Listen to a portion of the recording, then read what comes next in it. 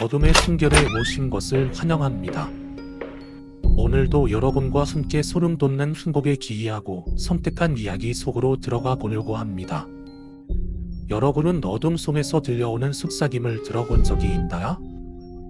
혹시 혼자 있다고 생각했을 때 등 뒤로 서늘한 기운이 느껴진 적은요? 그렇다면 지금부터 저와 함께 그림자 속에 숨은 그들의 이야기를 따라가 보시죠. 이제 그 비밀의 문을 열어보겠습니다.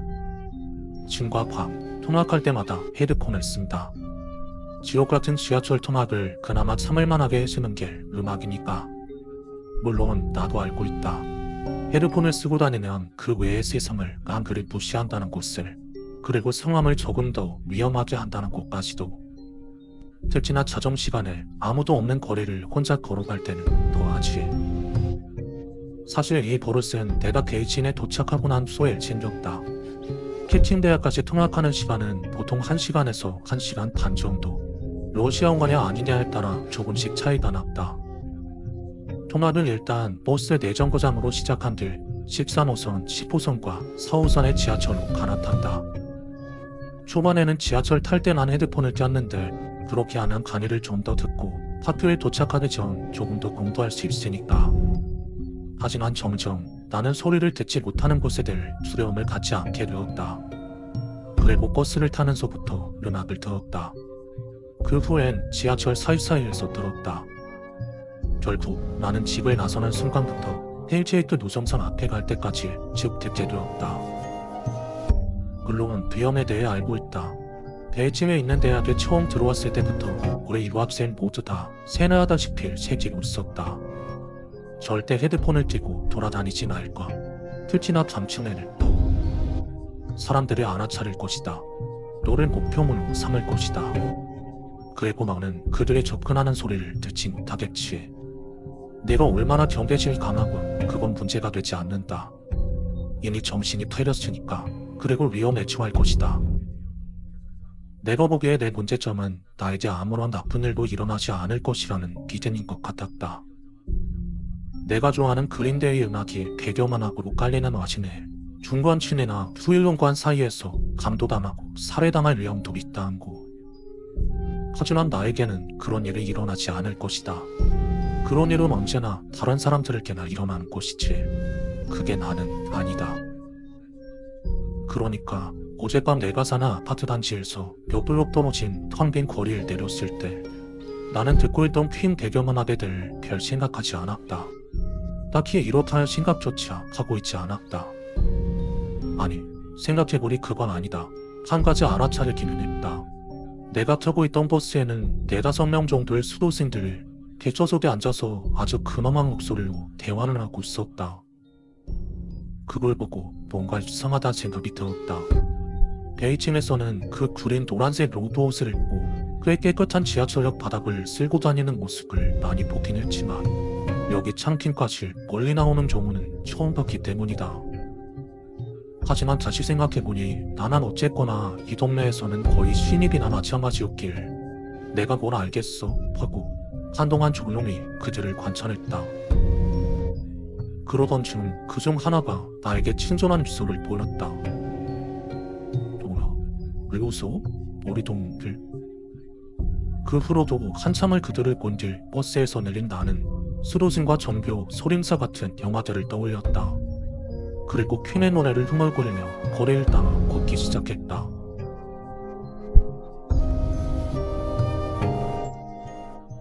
그리고 만약 내 헤드폰이 고장나지 않았더라면 그 소리를 절대 듣지 못했을 것이다. 고장났지만 내가 아끼는 헤드폰이었길 다른 제품을 사지 않았다. 이 커다란 헤드폰만이 내 귀를 제대로 덮어주었으니까. 나도 안다. 그렇게 걸어다니면 타겟이 들기 더 쉽다는 것을. 하지만 세상의 불협화음으로부터 내 귀를 막아주는 그 느낌이 너무 좋았다. 그렇게 내가 얘 헤드폰을 좋아했음에도 불구하고 몇 주 전부터 오른쪽에서 소리가 자꾸 째지고 오락가락한다는 것을 알았다. 그냥 다른 헤드폰을 살까? 하지만 집에 갈 때까지도 나는 계속해서 그 고장난 헤드폰을 썼다. 그리고 길을 따라 걸으며 이상한 소리를 들었다. 처음에는 소리가 한쪽으로 쏠린 헤드폰 때문일 것으로 생각했다. 물론 내 천사라들 퀸 노랫소리도 다르게 들렸다. 헤드폰 한쪽이 안 나왔으니까. 내가 애써 무시하려고 했지만 그 소리는 끈질겼고 결국 연합을 끄고 헤드폰을 벗은 뒤 기변을 재빨리 훑어보았다. 물론 아무것도 보이지 않는다는 것이 확실했지만 확인한다고 나쁠 것은 없었으니까. 나에게는 아무런 일도 일어나지 않는다. 나는 평범하다. 이런 일은 다른 재수없는 사람들에게나 일어나는 일이야. 내 뒤에는 아무도 없어. 하지만 누군가가 있었다.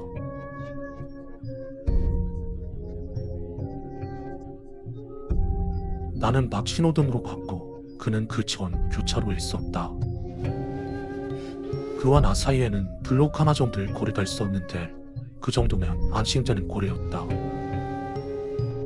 그런데 그를 본 순간 이미 나를 향하고 있다는 것을 알아차렸다. 그는 꼿꼿하게 서 있었는데 키가 굉장히 커 보였다. 그의 양팔은 나를 향해 뻗어져 있었다. 그와의 거리가 멀어서 그의 눈이 보이진 않았지만 이글거리는 시선으로 나를 보고 있다는 것이 느껴졌다. 신체나 크기로 보아하니 남자 같았고 기다란 오프다니를 입고 있었는데 옷이 바람에 나부끼고 있었다. 그렇게 아마 한 1분가량 그를 쳐다봤을까. 나는 이 상황을 파악하려 했었다. 그리고 정말 얼굴은 닥치고 집에나 가야 한다는 사실을 되돌았다. 그렇게 내가 몸을 돌리려는 찰나 마침내 그가 몸을 움직였다.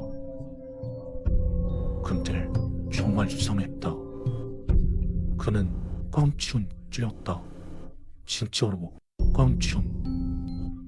똑똑하게 뻗어져 나온 양파는 그가 껑충대나 나에게 다가오자 선망하게 튀었고 비정상적으로 굳어져 있는 다리는 그대로 붙어 있었다. 근데 쫑충을 때마다 그의 몸이 진저리를 치는 것이 저거 마치 가장 고통스럽게 움직이는 방법인 것 같았다.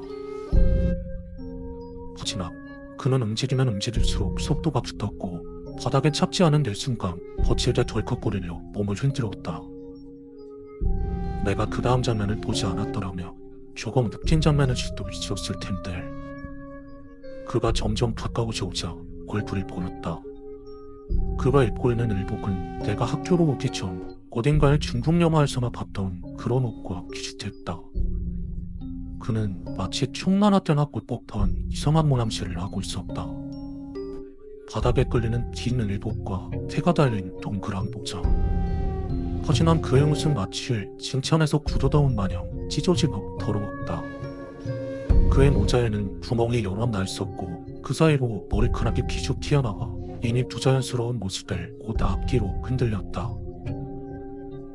그렇게 그가 가까워져 왔다. 피부는 청백했는데 너무 청백해서, 아니 청백이 아니다, 파랬다. 마치 목이 졸리지라도 한 마냥 모든 얼굴을 파랬다. 그의 뺨 한쪽에 피부가 찢겨 벗겨져 있었지만 피는 보이지 않았다. 그럼 그가 가까워져 왔다. 손톱은 몽땅 빠져 있었고 그 아래 피부는 검었다. 그의 입술은 잘게 찢겨 부풀어오른 얼굴 아래로 칠털처럼 주렁주렁 달려 있었다. 그의 검은 눈으로 두더기가 기어다니는 곳을 발견함과 동시에 어딘가로부터 쏟은 악취가 퍼졌다. 그렇게 그가 가까워져 왔다. 내가 기념을 지를 수 있을 정도로 정신이 들칠 그는 이제 나와 거의 30cm 거리밖에 두고 있지 않았다. 격렬한 점프는 그 사이 킵으로부터 떨어져 나갈 것처럼 찢어져 덜렁거렸다. 따은 머리가 말총처럼 흔들리고 그의 피부에 앉힌 구더기들을 요동을 쳤다. 그는 구덩이같이 더러운 입을 크게 벌리기 시작하더니 한때는 치아였지만 지금은 거의 바닥에만 붙어 아주 조그마한 크게같이 생긴 이빨을 내보였다. 그리고 이미 스스로 물어뜯어 찢어 갈겨진 입술을 더 찢어댔다. 나는 기념을 지르고 또 질렀다. 분명 이게 내 인생의 마지막이라 생각했다. 하지만 이제 와서 도망갔지에는 이미 늦었다. 그 검은 두 눈을 바라보며 그 일발을 내 얼굴을 부러뜨리며 어떤 느낌일지 궁금해지던지요. 버스에서부터 수도스마다가 아니었더라며 나는 분명 죽었을지도 모른다. 나에게 미소를 지었던 그 한 명. 그는 너무도 침착하고 부드럽게 사이에 뛰어들어 마치 조금 전까지 내 앞에서 내 생명을 탐하던 그 흉측한 괴물을 정말로 있긴 했는지 궁금할 정도였다. 수도승은 조용했다. 그는 소리를 지르지도 않았고 그가 냈는 신이 뭐가 되었든 간에 그의 이름을 두르거나 하지도 않았다. 그는 그저 자신의 루프잔 안에서 작은 거울을 하나 꺼내들더니 괴물이 자신을 볼 수 있길 그 거울을 내밀었다. 그리고 변화는 상당히 즉각적이었다. 그곳의 턱이 마치 나사가 풀린 마냥 더 크고 부러지더니 아래쪽 턱뼈가 무자비하게 찝혀 그의 얼굴에 남아있는 살덩어리 조금의 의지를 덜렁댔다. 그리고 그 소리, 그걸 소리라고 부를 수나 있는지 모르겠다. 그것의 가슴판에 남아있던 무언가로부터 방출되어 나온 그것은 마치 준이의 용기가 엄청난 분노, 증오와 고통으로 떨리는 것 같은 느낌이었다. 나는 손을 들어 양귀를 틀어막고 다시 소리를 지르기 시작했다. 그리고 갑자기 단 한순간에 그것이 멈췄다.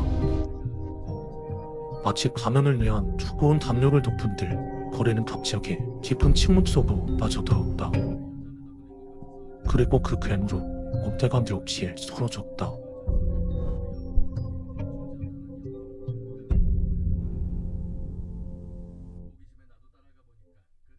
수로수는 나를 바라보더니 아주 정확한 중국어 발음으로 천천히 말했다. 집에 가셔야지요. 이제 안전합니다. 난 목구멍에 솜이 가득 찬 기분이었다. 그가 몸을 돌려 떠나려 하자 내 심장은 가슴 감석 미친 듯이 떨려왔다.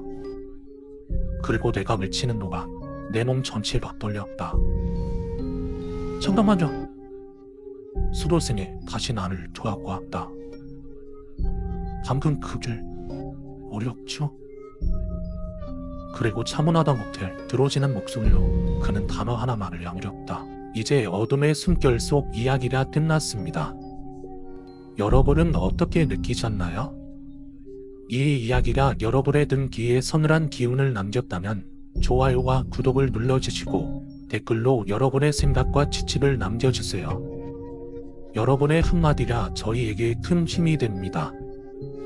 함께 어둠 속의 비밀을 파헤쳐 봅시다. 감사합니다. 그리고 다음 이야기에서 또 만나요.